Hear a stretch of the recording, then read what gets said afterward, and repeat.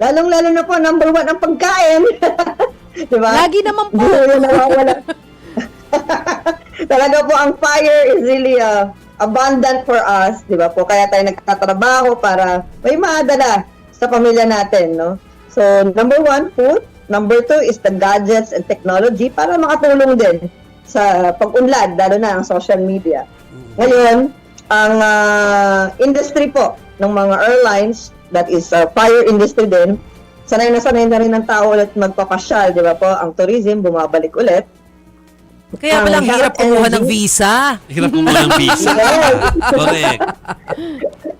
Opo. So, ang earth energy is the property, estudyante, nag-aaral, eskwelahan, buhay na buhay huyaan. At I think we have to learn more about agriculture para po makatulong din sa atin, no? Na sa mga magsasaka, nabibigyan pa rin tayo ng kasaganaan sa pagkain. At ang mga wood elements, spa, wellness, health, yan, yung mga ospital, malaki pa rin ang kinikita nila. Kung mapapansin ninyo, kaya kailangan health is wealth, no? Magkusang loob na tayo na maging healthy.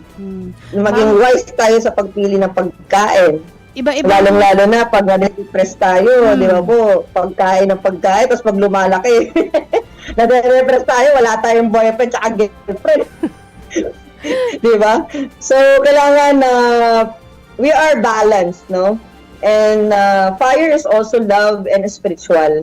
Ngayon, ang water industry po, ang shipping lines, ang water business, yung mga pools, lalo na papasok na po ang summer, mga resort, yan, buhay na buhay ho yan ngayong taon.